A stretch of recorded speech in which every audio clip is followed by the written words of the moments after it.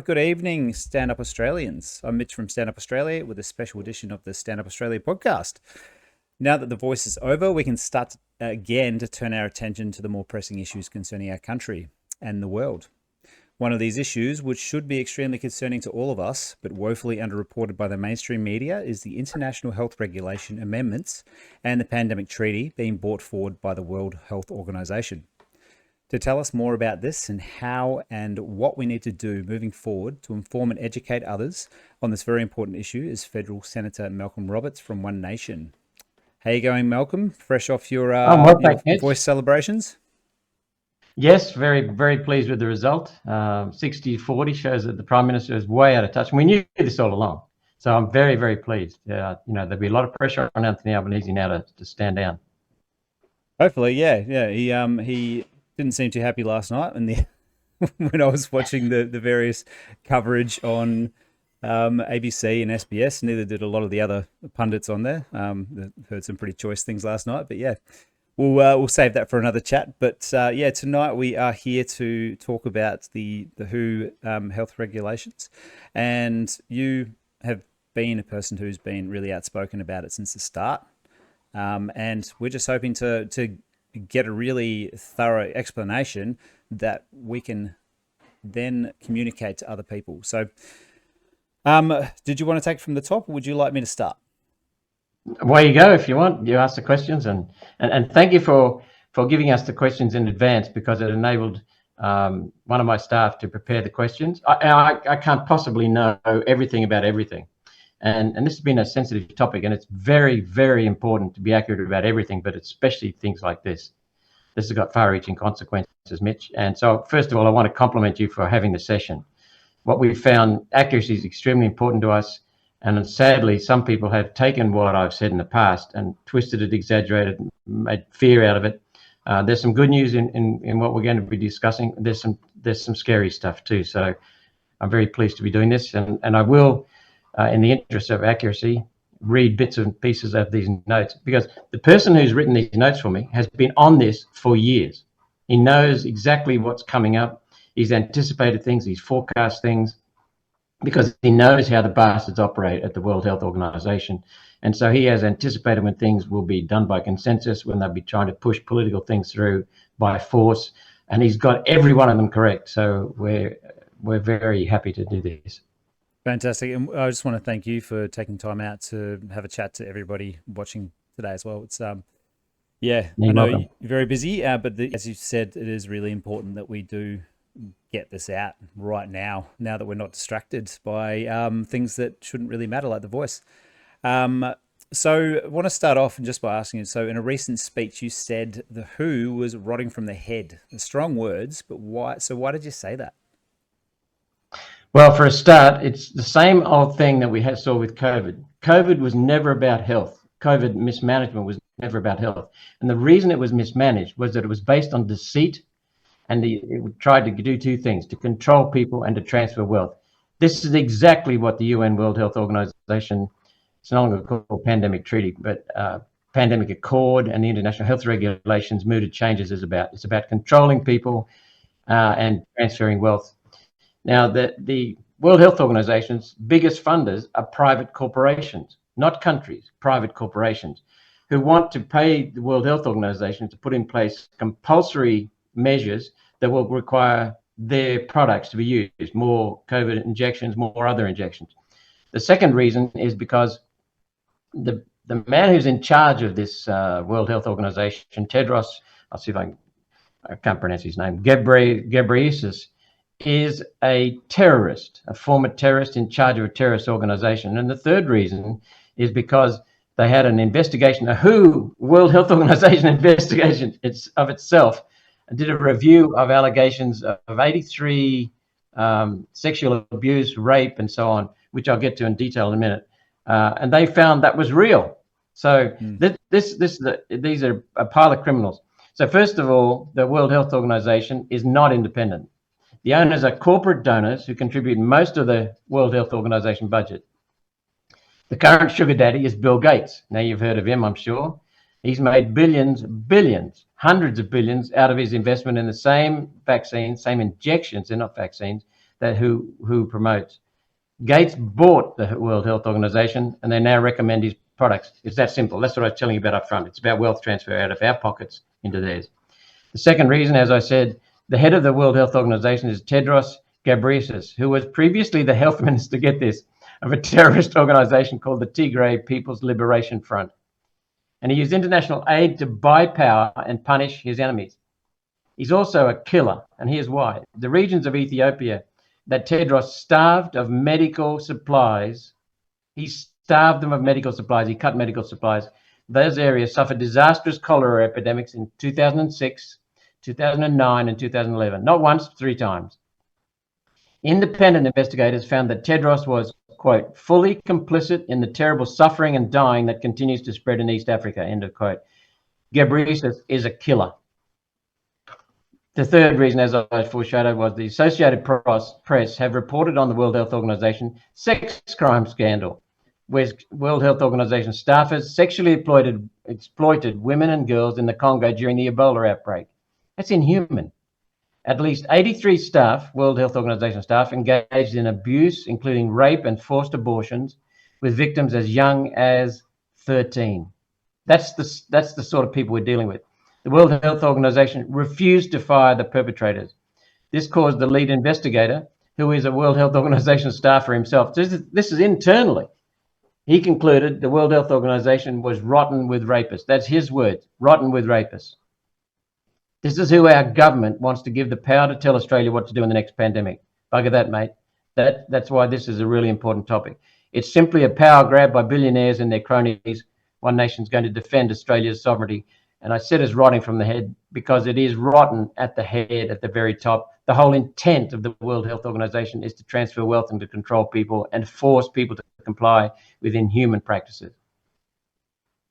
Wow. Yep. Yeah, I have heard Dr. David Martin, if you're familiar with him. He did a speech recently at the EU, and he's talking about how they've actually got diplomatic immunity. They've got immunity from committing crimes, the WHO. So it's no wonder we're dealing with crimes like that go unpunished.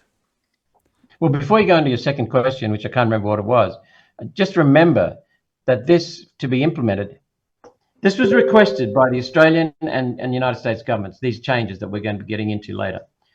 To be implemented, they have to be passed by the Parliament, as it stands at the moment, unless the World Health Organization changes its constitution, which is on the cards.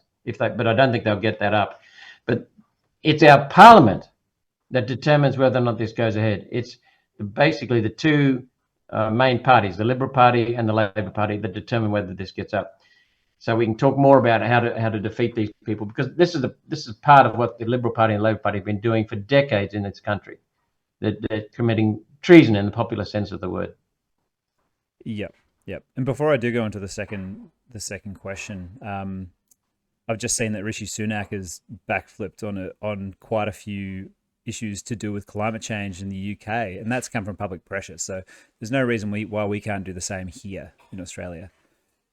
Well, Mitch, when I say we, my office and I led the opposition to the cash ban bill, which the Liberal Party introduced under Morrison into the House of Representatives, in which the Labor Party and the Liberal Party ganged up and voted for the ban on cash transactions above 10,000. And why is that serious? Because then they would introduce, one of them would introduce an amendment in the future to drop it to 2,000, then to 500, then to 200, then to 0 and ban cash. And once you ban cash, you're buggered. So we beat that, but we didn't beat it ourselves. We had to rustle up the numbers in the Senate, and then we had to rustle up people in the branch members of the Liberal Party and Labor Party, and they put so much pressure on the Liberal Party and Labor Party MPs and senators that they got wet, they got cold feet, and actually turfed it out of the Senate when I moved a motion to get rid of it out of the Senate. They were so embarrassed and so much pressure from the people. We can talk more about who should be running this country, because it's a democracy, and who, and according to our constitution, runs this country, but we're not doing it. So that's something to remember. Definitely needs to be more education around how the democracy works. That's for sure. But so, does the WHO have a role to play at all in world affairs, do you think? Well, my staff has said, yeah, they've got a slight role to play. if they're a genuine organization, because they can improve communication. But they're not a genuine organization. They're a control apparatus. So they've got no role to play in our country, none at all. So I'll read from these notes. The Constitution of the World Health Organization should have alerted us to their intention from the start. This is from the preamble of their constitution. Quote, member states declare health is a state of complete mental, physical, and social well-being, and not merely the absence of disease or immunity or infirmity. End of quote. That tells you that it's so wide open that it is about control. World Health Organization's remit has always been to act not only against a real disease outbreak, but to pursue an agenda based on social well-being. That can be anything, Mitch. You know that. You can define anything as social well-being. And so that's what they're trying to do. It's a control front. Now, this is where my staff has said there are some very good people in the World Health Organization, and they're genuine about health, but they've been so limited in pushing back against Ghebreyesus. And I will remind people that the United Nations World Health Organization, this is a sidetrack for a minute, the number 1, 2, and 3 killers of people, mass homicide, mass killing. Chairman Mao Zedong from the Chinese Communist Party killed around about 60 million people. Then number 2 used to be Stalin. He's been replaced.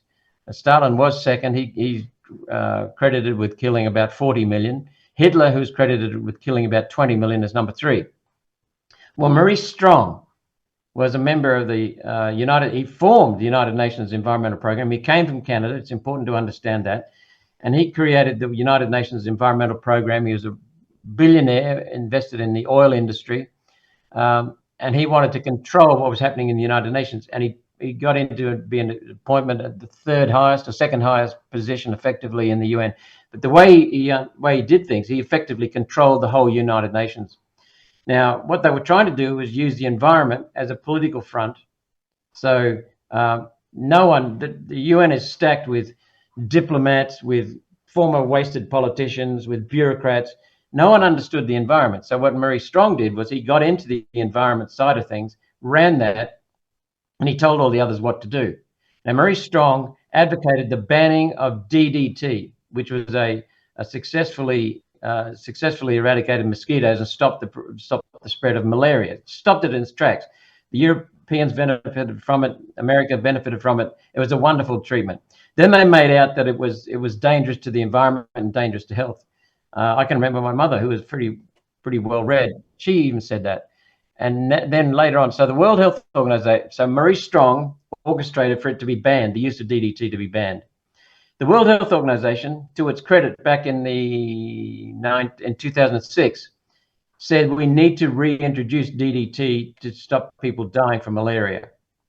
So they actually did something good, because there is a program within World Health Organization to eradicate malaria. They brought back DDT. So in the meantime, there's an estimated 40 to 50 million people died from DDT being banned because of malaria taking off again. And so what I'm saying is that we had the United Nations, a criminal outfit, banned DDT, and to their credit, World Health Organization looked at the data and after 30 years brought it back. So, you know, there are some very good people in the UN, World Health Organization, but they're limited by the criminals who are running the joint. So there's basically a civil war within the World Health Organization between those who want to do medicine, there's not many of them, and those who have the power and want to become the World Health Police. Mitch, what Australia needs to do is to exit the United Nations, the whole United Nations, and exit the World Health Organization.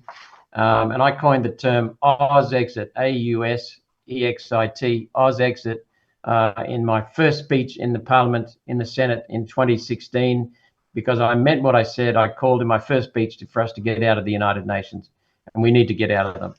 They're a crooked bunch. How many nations are not part of the United Nations? I wasn't even aware you could get out of the United Nations, to be honest. Well, I don't know that there are any not part of it. Hang on.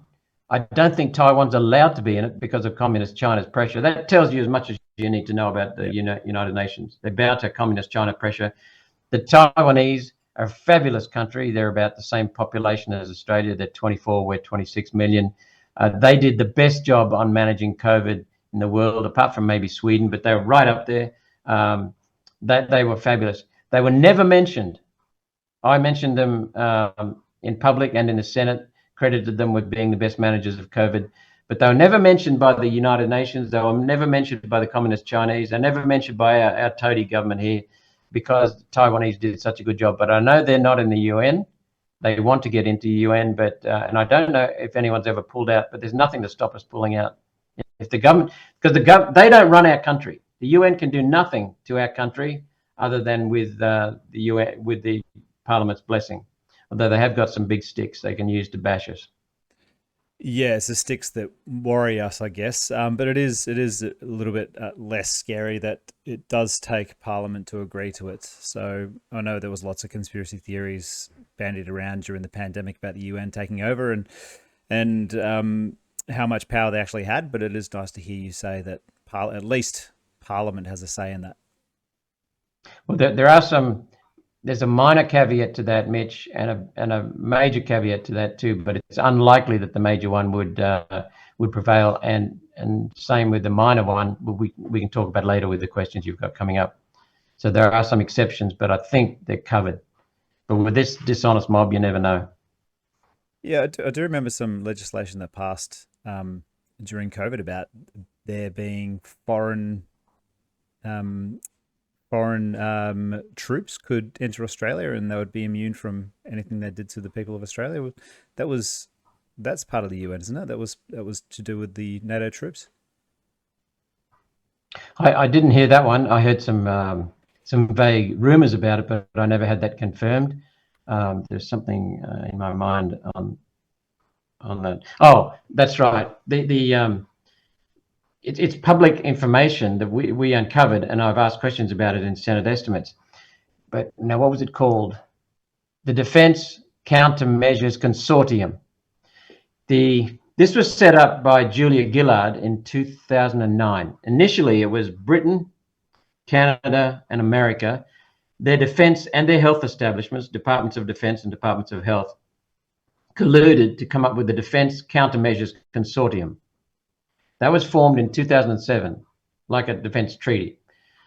And it was to involve the military in the running of any health issues in health campaigns in America, Britain, and Canada. In 2009, under the Labor Prime Minister Julia Gillard, we joined that mob. And so, and it's on the publicly available website explaining it.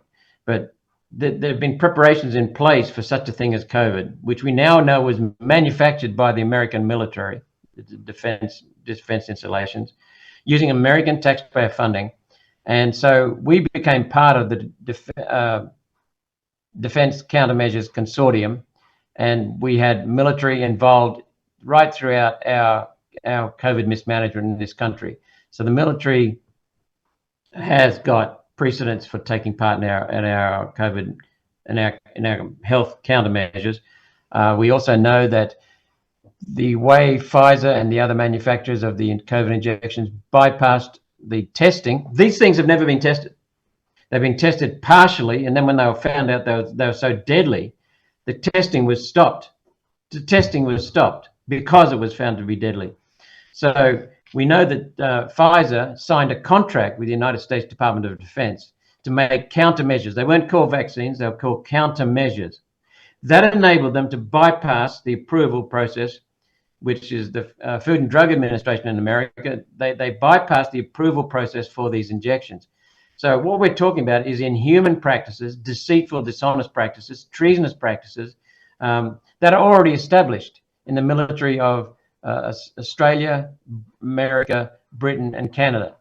So, you know, there are precedents for the defence forces to take over. So I can't say that with any confidence, though, that foreign defence forces could be brought into this country.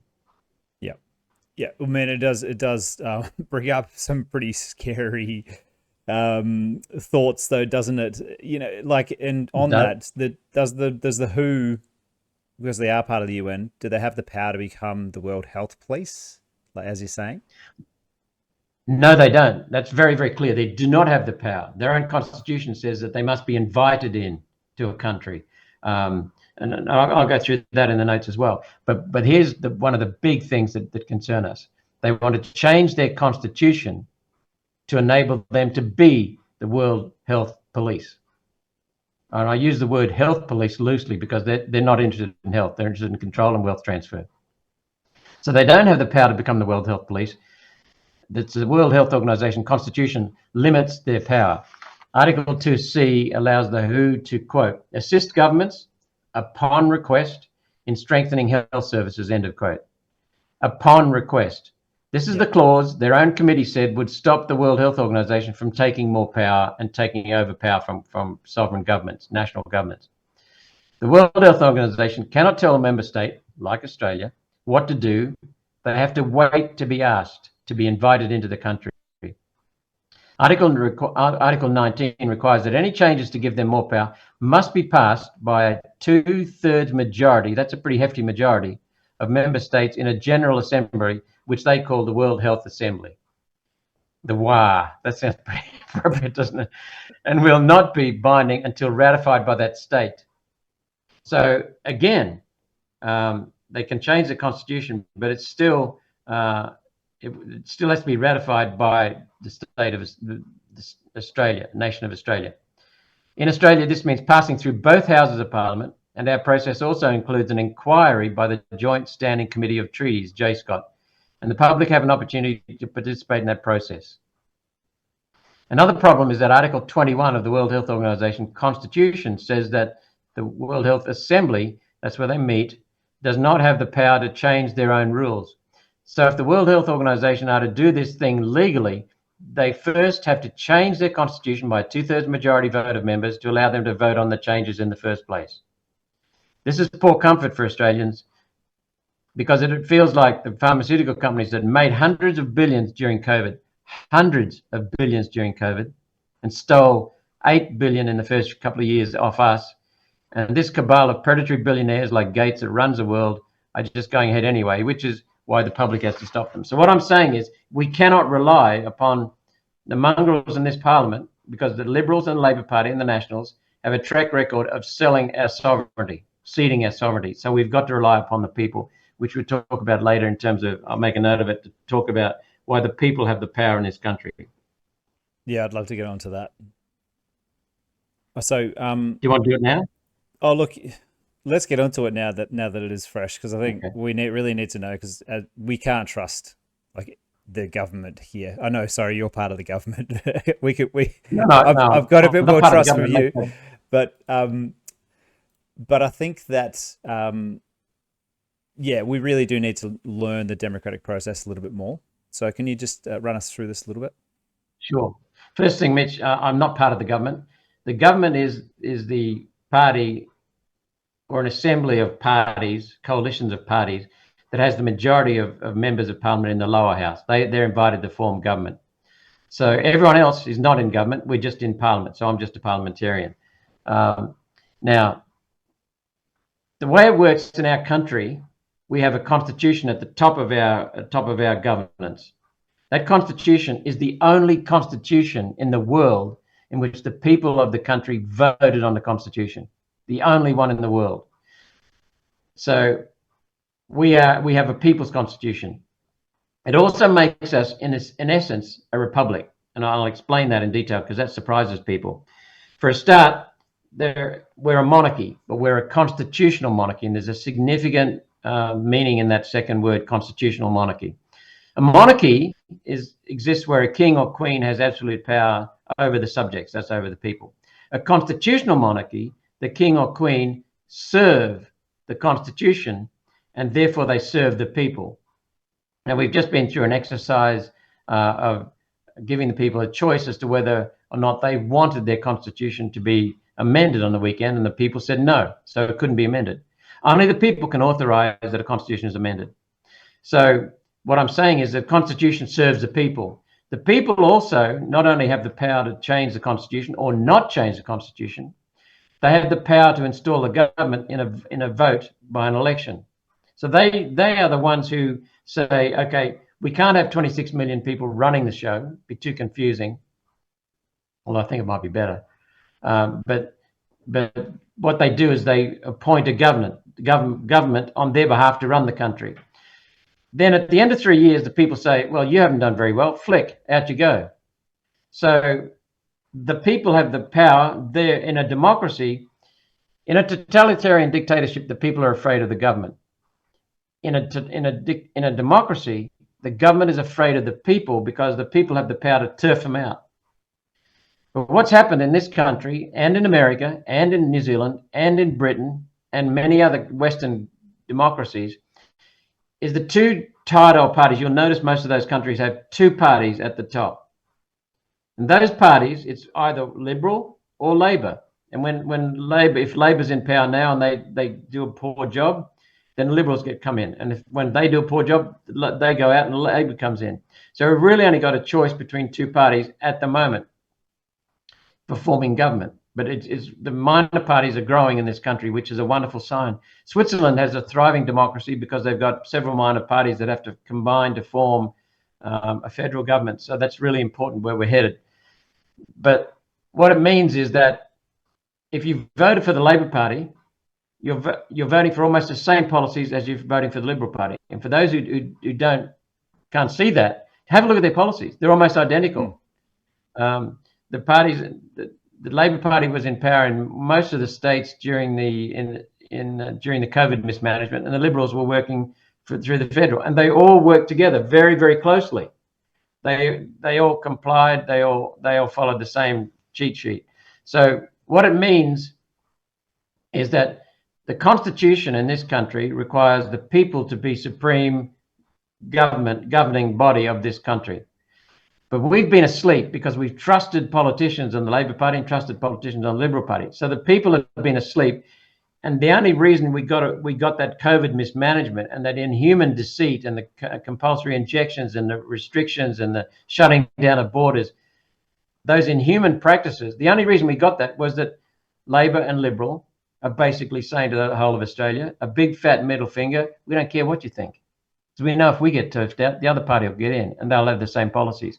Yeah. So what we've got to do is vote for more third parties so that we can have a real alternative, and then Labor and Liberal. That's why they've tried to kill Pauline Hanson politically, many, many times, telling lies, shoving her in jail illegally. They've tried to do that because if you have a third party, it automatically holds the other two parties accountable. So that's why we need minor parties so that the people, we've got a position in the Senate now where the minor parties are needed for passing things through the Parliament. So that's why, sadly, it's a bad coalition because it's the Labor Party combined with the Greens, combined with David Pocock, combined to help the Labor Party get things through Parliament. The Labor Party scratches Pocock's back, the Labor Party scratches the Greens' back, and they scratch each other's back. So that's what happens at the moment. We've got to get more smaller parties in to share that power. We can't become government, but we can become the balance of power so we can stop things that are wrong. You can become a pain. You can become a pain in the ass, basically, to the people running. We can actually stop things. Yes, we can stop things. We can stop you getting a pain in the ass. Yeah. No, that makes sense. That definitely makes sense. So now I just want to go on to our next question here. Can you tell me more about this power grab? And I want to actually just want to add one thing to this is the upcoming regulation amendments that are due to come in to be voted on in the next couple of months? Yeah, I'll get straight into the notes on this one. The World Health Organization received a proposal from the United States and their loyal allies, including Australia, New Zealand, Canada, and the UK. This proposal to the World Health Organization would call the World Health Organization to direct Australia's health response in the next pandemic from their office over there in Geneva.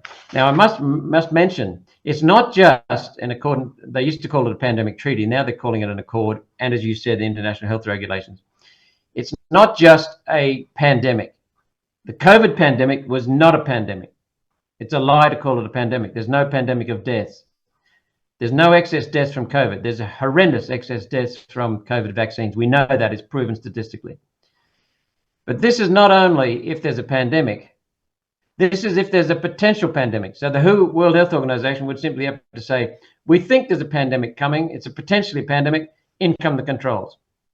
So our government invited the World Health Organization to do that, along with the United States. The proposal that where our government is pushing, not us, we're not pushing it, we're opposing it. The proposal includes giving the World Health Organization the power to order Australia to undertake lockdowns, border closures, that's national and international borders and state borders, quarantine zones and force people to get into quarantine zones, business closures, to arrest dissenters, and worst of all, forcibly vaccinate the population. Forcibly vaccinate. Now, people might say, that's rubbish. In Western Australia, they already have laws before COVID came that enable the police to, or the state to inject people with a vaccine. They already did that before COVID. Victoria has similar powers. The other states can pass those laws if they want. So these measures would have no limit, being repeated as often as necessary to defeat the next so-called pandemic or potential pandemic. So they can come in as many times as they want and do these things. Lock us up, lock us down, quarantine zones, business closures, arrest dissenters, and forcibly vaccinate the population. So this is a monstrous proposal. And to think our own government and health bureaucrats support this measure, in the popular sense of the word, Mitch, it is treason. This proposal started out as changes to the operating manual. Here's where we get into international health regulations. This proposal started out as changes to the operating manual of the World Health Organization. How they go about things, that's called the International Health Regulations. So there's a set of regulations about how they will do things. When that idea failed to get the numbers, the United States and Australia came back with another proposal, a pandemic treaty accord. And then they've dropped the word treaty because people around the world are starting to get very, very knowledgeable about this, and they oppose it. Intrusion from the World Health Organization. And so they're now calling it a pandemic accord. It has the same monstrous clauses in it as the proposed changes to international health regulations. So after trying to sneak this through last December, the United States and Australia are now having to advance the proposals to the regular World Health Organization channels. The final vote, as I said earlier, is going to be scheduled for May 2024, and that's been scheduled all along. They've tried to sneak it up early at times, but we've seen that they didn't have the numbers. And it's important to understand that many African nations, their people have been used as guinea pigs for injections, for would you call them medicines that on a trial basis, and they've killed thousands of Africans. And the Africans don't trust the World Health Organization because they know that the World Health Organization is run by the same people who produced these injection trials in the past, the medicines. So the Africans said I think it was last October, January, they've had attempts in April, October, January, and Richard Meyer has predicted all of them would fail. But the last one that failed was because the Africans said, go to hell, we're not going to support this. And the World Health Organization at the moment has to have a true consensus because they have to have a 2/3 majority. So, sorry, no, that's on their constitution, but they have to have a consensus, not just a simple majority. Okay. All right. A lot of information to take in, isn't it? That's why in the interest of accuracy, I want to read them. Yep. So is any of the IHR Accord proposal acceptable to one nation? Not to me. I don't want to see the World Health Organization intruding in any way into our country. There are some sensible lessons that came out of the COVID mismanagement and the COVID deceit that was part of our COVID response. They revolve around communication between nations and cooperation between nations. Many of the amendments apparently in the international health regulation revisions do that. And so really, strictly speaking, no one could object to that. But where I draw the line is that the changes that are being mooted is ceding authority.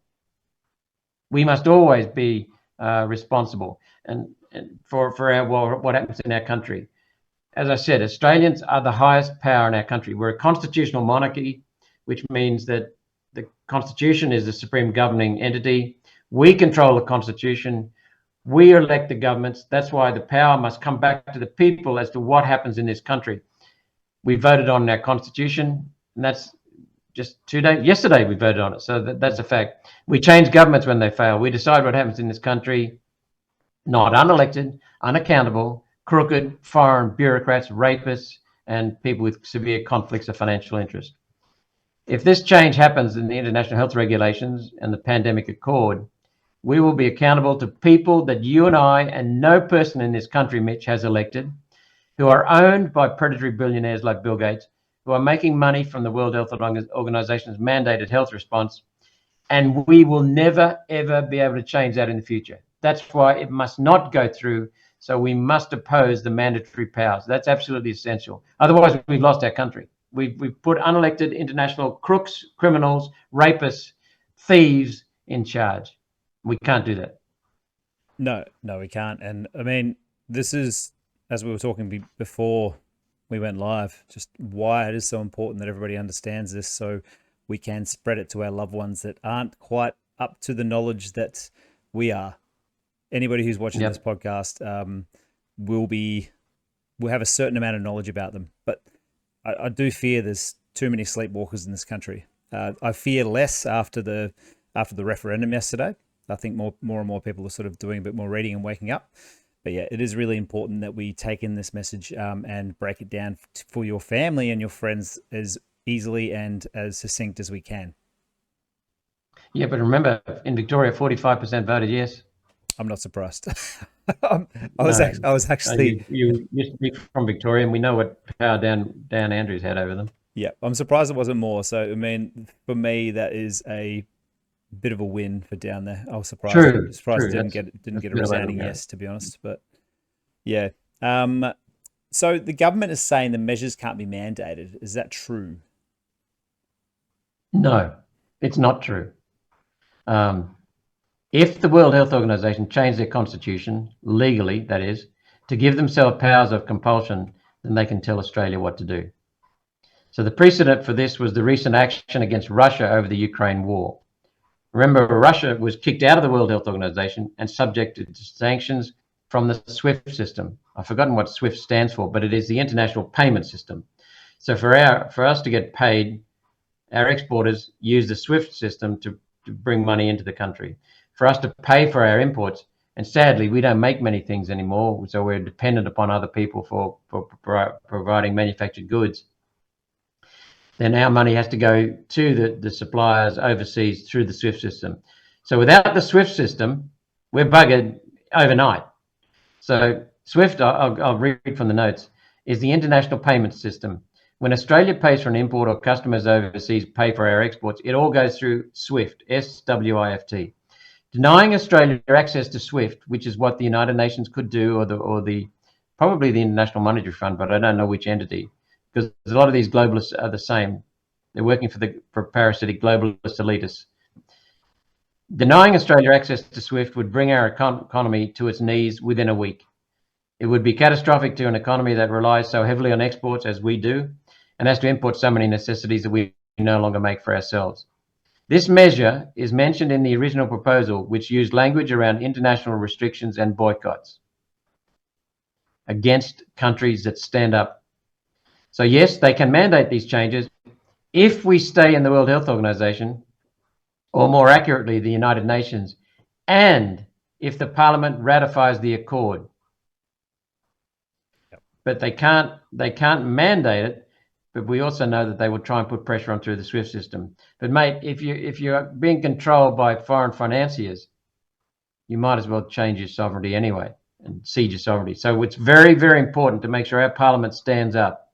That's why we know that Prime Minister Anthony Albanese is a great friend of Bill Gates, and so I expect Anthony Albanese and Health Minister, what's the Health Minister? Butler. Health Minister Butler will sell us out. The Liberals have sold us out. They've ceded property rights in this country to the United Nations for the Kyoto Protocol in 1997. So we have a history of the Liberal and Labor Party signing, for example, signing UN declarations, treaties, accords, protocols. 1975, the UN Lima Declaration basically shut down manufacturing in this country over coming decades. And that was signed by Gough Whitlam as Labor Prime Minister in 1975. It was ratified the following year by the Liberal National Party Prime Minister Malcolm Fraser. And we've seen that the Rio Declaration was signed. That's Agenda 2021 or Agenda 2030. That was signed by Paul Keating's government in 1992 in Rio de Janeiro. 21st century unelected global governance is what it was pushing. It's been implemented by every Liberal national government since. So these bastards work together. So the only way we can defeat this proposal is with people power. As I explained, just as we did with the cash ban, we can defeat it by the people writing to MPs, visiting MPs' offices, Senate offices, federal especially, but also state, put the pressure to them and get them to fold. They've done it in the past, they can do it again, but the people have got to stand up and start being citizens of this country, and that means standing up for their democracy. Okay, yeah, it certainly does sound like they've been working on it for a long time. Looks like this is the baking of the cake right now. All the ingredients are in, and yeah, really important that we do something about this. I don't want to live under World Health Organization or authority. I'd rather live under Australian authority.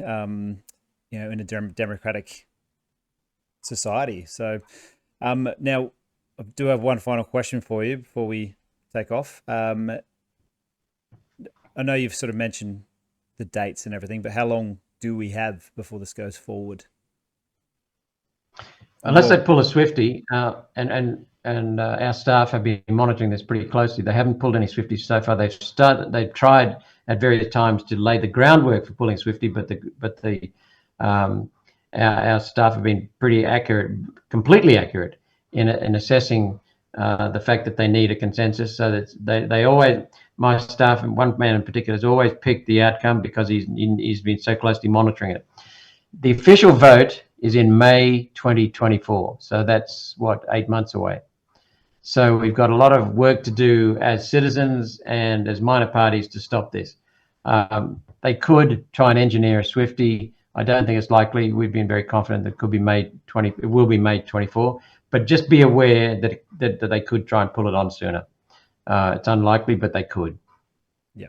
But what we want is for people to get in touch with the federal members of parliament, both Labor and Liberal and National Party and Greens, the senators, and also your state members of parliament, saying you oppose international health regulation changes and you insist that the sovereignty for our health is maintained by Australia. So how do we do that? What's the most effective way to get in contact with any members of parliament? Good question. Emails don't work. They get through, but they're so numerous. The MPs just say, "Oh, bugger it, don't worry about it." They ignore it. So the best way is to rock up to their office. There's a bit of inconvenience in this for each person. Rock up to their office and say, "I want to meet with the senator. I want to meet with the member of parliament who represents me."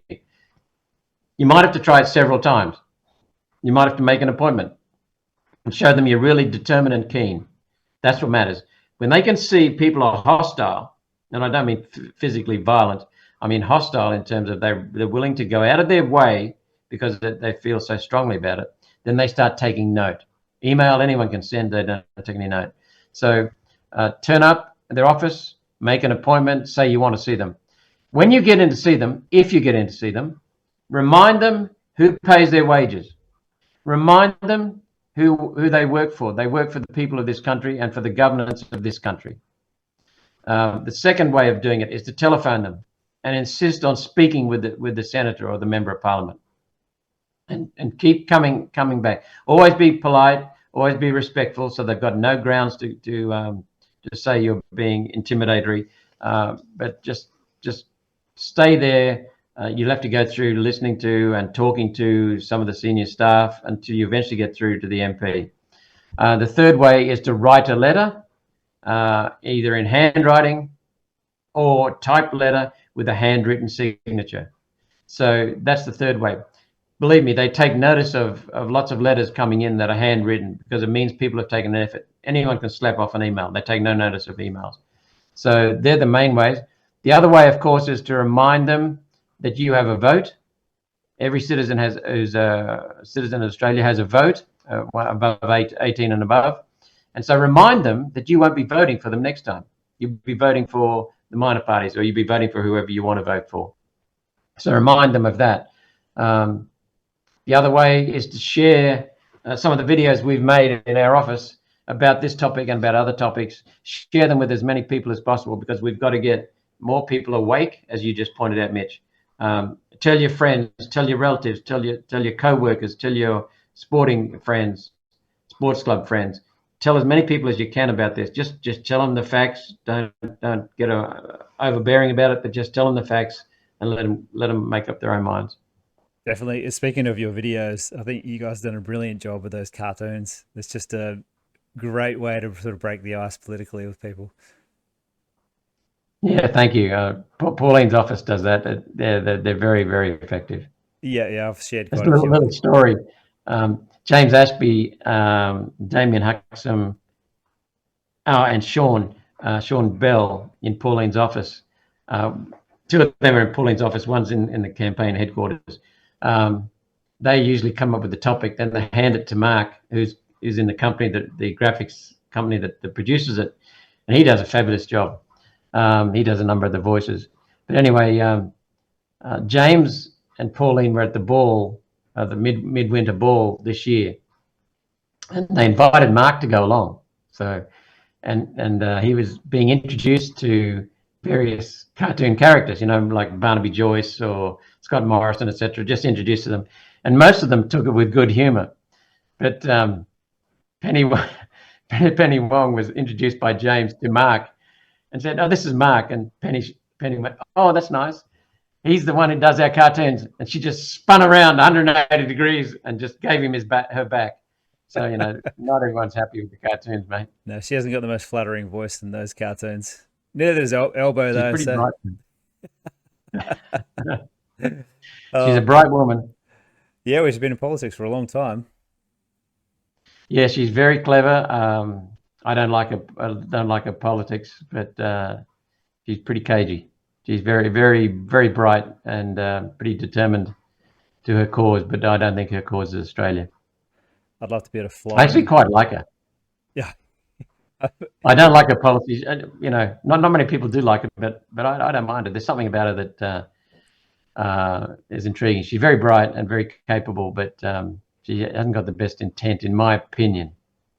yeah. Look, I've got lots of friends and people that I like that I don't agree with at all on many things. But you look past a lot of stuff like that. So it's good you can still get along with the people in your job, even though you don't agree on everything.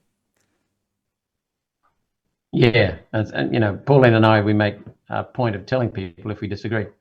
Yes. They don't like that, but that's the way you've got to do it, because then they actually develop more respect for you, because they know what you're saying is what you believe, and what you're saying is backed by data. They know that. They know that with me, so they no longer, when I speak, when I used to speak in the past, they would, catcalls would come out, and the rubbishing and the "where's your tinfoil hat" and all that. Doesn't happen much now at all. People actually shut up and listen. They don't agree, but they shut up and listen. Yeah, yeah. Well, I guess you used to be a conspiracy theorist, Malcolm, until all your theories came true over the last few years. So now they actually have to listen, don't they? Yep, yep. Well, see, conspiracy theorist, tinfoil hat wearer, climate denier, they're all labels, Mitch. And when someone calls me a name, it's a label, and I say, well, you just responded to my data and my logical argument with a label. That means that you have not got data and logical argument to refute me. You can't concoct an argument. Therefore, I win. Yeah. And so every time someone uses a label with me, I just remind them of that. Yep. It's easier to attack the person than to attack the argument, isn't it? So you've won when they Yeah. start to do that. All right. Well, thanks, Malcolm. I think we're going to leave it there because we are stretching on to almost 8 o'clock now, and I know you're busy. And we just want to remind everybody about Thursday night. We are having our pandemic treaty, IHR roundtable, Accord, whatever you want to call it. So tune in at 8 p.m. Australian Eastern Standard Time, 7 p.m. for anybody who is lucky enough to live in Queensland at the moment. Hope to see you all there. It's a free event. Sign up. We will also be streaming on Rumble as well. But if you really want to get into the action and ask some questions, make sure you get the Zoom link, register, and go from there. But once again, thanks, Senator, for your time tonight. And we hope to chat to you again. Like, there was quite a few little crossroads there where I wanted to sort of go off into different tangents. So I'd love to get you back on one day to talk about those. Otherwise, we would be talking about 3 hours. You're happy to. And I want to thank you, Mitch, because the new independent people's media is the only way we're going to move forward. The people's media is starting in response to the corruption of the mouthpiece media, which is owned by the same parasitic globalist elitists that control Big Pharma and control the World Health Organization. So we're not going to get the news of the international health regulations and the pandemic accord from the mouthpiece media. We're going to get it from the independent people's media.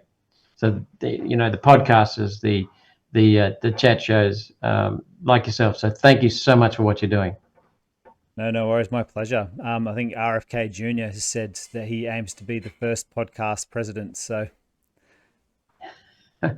we'll see. Good luck doing. We'll see if that comes in. But I think that's how powerful they are these days. So you're right.